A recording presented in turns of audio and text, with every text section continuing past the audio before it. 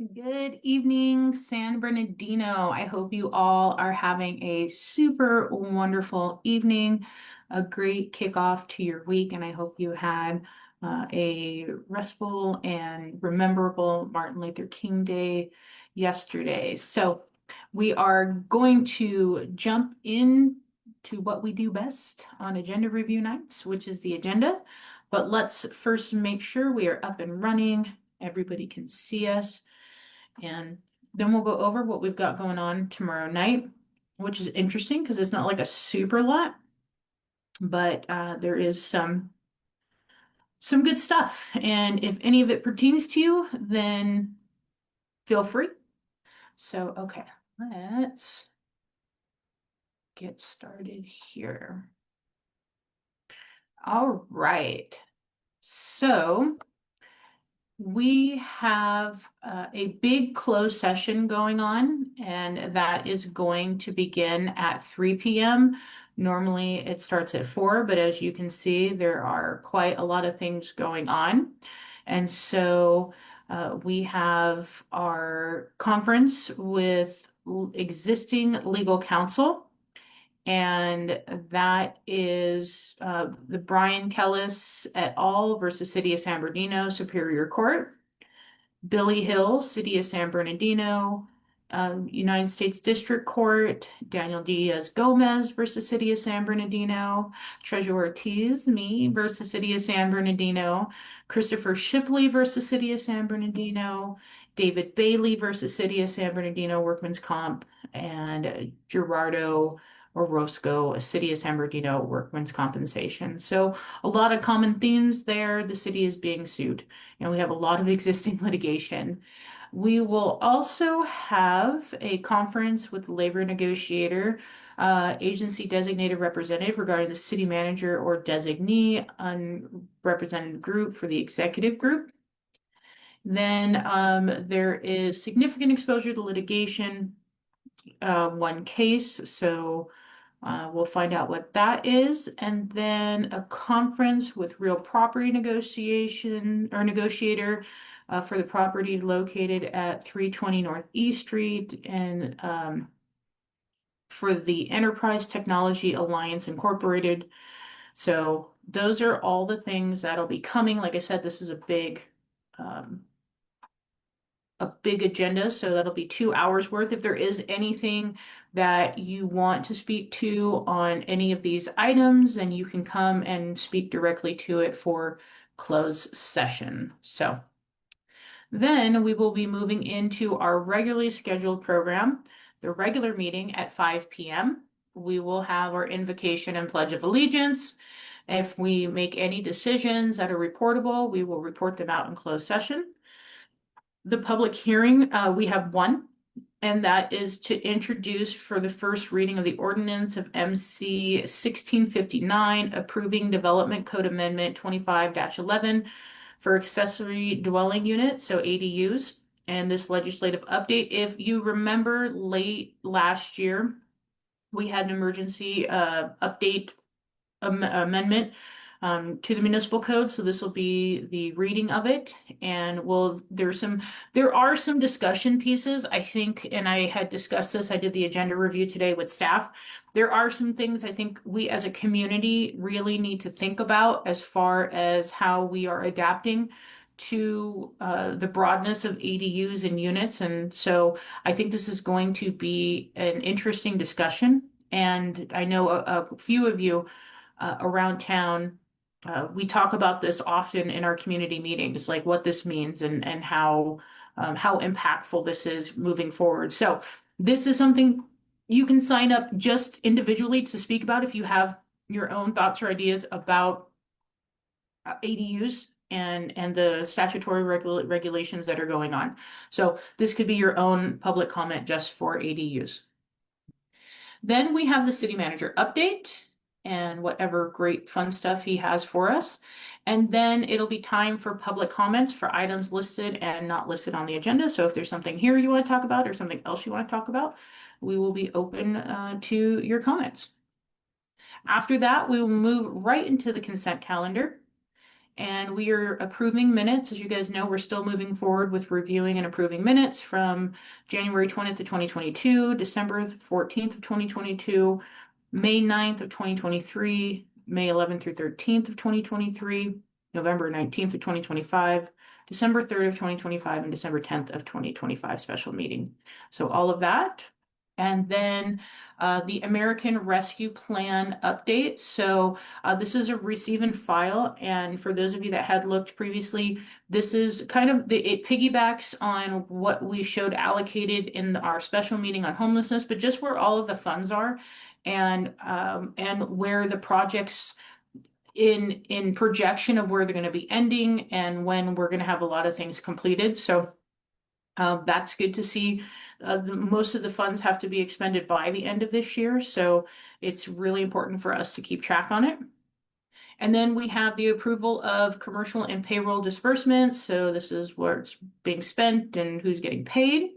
Then we have our investment portfolio. I want to reach out to you investment portfolio nerds who said that you are continually happy and impressed and are tracking our new investments. So really good that you're happy, I'm happy, and if anything changes, please, provide me your feedback and whatever type of investment world uh, conversation we need to have. But thank you so much for reaching out. And then we're talking about adopting the executive compensation and benefits plan and amending the executive group salary schedule. So as you guys see, we'll be talking about that in closed session, coming into open session. And this is just to amend the salary and the effectiveness as we've hired, shifted, promoted. So that will be a part of that. And then basic compensation plan for part-time, temporary, and seasonal employees. So this will align with whatever minimum wage mandates there are or sick leave, whatever, we have to have, we align with. So that's covering that. Like I said, this is gonna be a very quick agenda, except for closed session, maybe a little discussion. Then there's a technical correction authorizing the carryover of unspent ERP funds from the fiscal year 24-25 to amend the 25-26 budget. So in the allocations and the budgeting from last year to this year, they need to make sure that it reflects that 4.1 million wasn't notably carried over. So that is what this is correcting, so that you'll see the budget properly reflect the $4.1 million. So that's what that is. Mike, I know ADUs, I thought of you as soon as they brought it up, so I hope you come and speak for the public meeting. I've got some feedback and some things I do want to discuss at large on ADUs. So yeah, it's a lot. Okay, sorry. We have the award of agreement for the University Parkway extension, medians, and streetscape improvements in the amount of $1,011,835 to HL Hitchcock Construction Group. And so this is where you get off on University and State off of the 210. And so there was an improvement project over there. And now this is a continuation for the landscaping in the median. And so it's great to see this finally come to fruition after so many years. I think the project was on the books for 20 years. Councilwoman Calvin had previously gotten it off, and then this is just a continuation of the completion of it. So great to see. Good job, Sixth Ward. Then we have award of the construction agreement to Power Tech for Rowe Library parking lot resurfacing in the amount of $110,367.08 and a contingency of $109,632.92 for a total award amount of $220,000. So this is cool to see the Rowe Library, and I think Via Senor has also had their improvement. So great to see investments into our libraries and for our community to be able to enjoy. So wonderful. Then we have approve amendment number 1 to the professional service agreement with the Next Practice Partner LLC for the City of San Bernardino Parks Master Plan. So if you guys remember, a couple years back, they did the huge community meetings. I think it was like 21 or something, or at least 12. There was a lot. And so this is a continuation into making sure that we cover all of those services. And so this will be establish a purchase order for the remaining contract balance in the amount not to exceed $98,139. So that is what that's covering. Then we have the approval of amendment number 1 to the maintenance service agreement with Cal Stripe to correct the not to exceed amount and clarify the total contract value for all option years. So this is something that the city's going back and doing, and I think this is good because what it's showing is the overall contractual amount over the course of 5 years. And so over the course of 5 years, not to exceed 2.1 million, up from 420,000 in 1 year. So that's where that is. And I imagine, and I'm going to say I should have asked this question, but I imagine it's because some allocations are more in 1 year than in other years. But as long as you're meeting the overall allocation, the full funding, that's, I think, probably more leverage than saying you got to spend this much this year. I could be wrong, could be right, but it sounds good to me. But no matter what, now you guys know $2.1 million, clarifying the total contract value reflects the cumulative amount for the full 5-year term, which includes the initial term and all 4 option years. Wonderful. Okay, then item 13, we have more stop signs coming. Not to the 7th ward, but I know how much you guys are loving our stop sign here. So let's share the love. We've got a new stop sign coming in the 5th ward at Pine Avenue and Irving Avenue.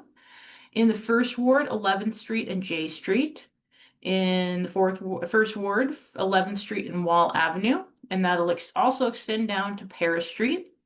In the 4th ward, we have one coming in at 49th and E Street and at Mountain View and Marshall Boulevard. The 2nd ward will be getting one at 28th Street and Turrell Avenue. And then back in the 1st ward, we will go down to Bobbitt Drive and Olive Street. So there you guys go. Prepare to stop, drop, donut, sorry. Just prepared to have new stops and more traffic mitigation in these areas. So great to see. I know they've been a true blessing here because people don't like them, and that means that people are slowing down, and I appreciate that. Okay, then we have award of construction agreement to Toro Enterprise Incorporated for construction of a raised median island along Kendall Drive between H Street and E Street project in the amount of $2,489,475.40 with a contingency of $560,524.60 for a total amount of $3,050,000. So this is super cool, and I am actually really happy to see this because this goes along the Kendall Curve by the hilltop and down. So we talked, that there's a lot of accidents, there's a lot of speeding through this corridor. And so having this raised median, I think is something that had been talked about previously and will provide a much safer experience going around. I know ASA Charter is below that, and there's been issues we talk about with school safety, with the homes right off of D Street when you come around the corner, right below, I think it's Acacia that runs straight up adjacent to E. So there's just a lot of people, a lot of traffic, and a lot of safety issues. So I'm really happy to see this project moving forward in the way that it is, in addition to the guardrails that we had previously allocated for this area and others. It really, really is important. So very cool. And then we have 2 discussion items. So we are going to award the construction agreement to Spec Construction Company for construction of the Homeless Navigation Center San Bernardino Campus project in the amount of $15,037,000 and a contingency of $2,255,550 for the total amount of $17,292. I'm sorry, $17,292,500. And so this is a big project. This is where we talked about last week in our efforts to need to complete the navigation center by December 31st of this year. And so we are moving into the construction agreement phase. And I think for those of you that want to talk about homelessness, who want to talk about where we are continuing, the continuation of the conversation from last week to this week and our progress, be a part of this discussion. This is extremely important. And when you look at how we are bridging the gaps, what is the priority? How does this align with, and I think this is always an important question, how does this align with our strategic plan? How does this align with the priorities of the community along with the council? Because here it is, and here's the price tag on it. So we'll keep that ball moving.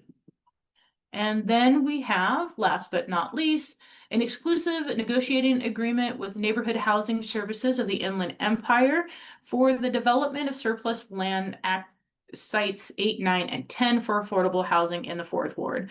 And so this, I think, is going to be a great conversation piece as we continue to look for opportunities to build housing that people can afford to live in.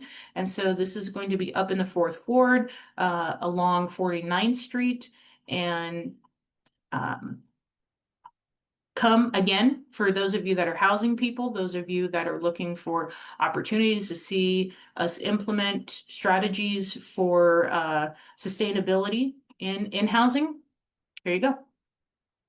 All right, so that in a nutshell is what we will be discussing tomorrow night. Then the mayor and city council will give their updates on whatever conferences and meetings that we have attended to. And so you can also go down to sbcity.org, click on government, go to city clerk, and under the city clerk tab, agendas and meeting minutes, you can click on that and then download under the January 20th date for city council. You can download the entire packet. You can have access to all of the backup material. Everything that I just covered with you is in the front of the agenda. And then anything that you additionally want to look into this week, no one asked for anything in depth. So cool, we got out of here quick. But if there is something as you guys are reviewing agendas in the future, or if there is something I think, as I'm doing the review that needs to be pointed out, we're always happy to go through the material. But just stay in tune, stay in line. There's a lot of stuff going up. I have a community update that I'll be putting out probably over the weekend. I just received some information from the city attorney that I'd like to share with you guys. I'm going to figure out exactly how to be able to do that. I know many of you had been previously interested in the investigation reports that were read out before we went on recess. And so I'm just going to make sure the messaging is where it can be so that I can be transparent with you all in that process.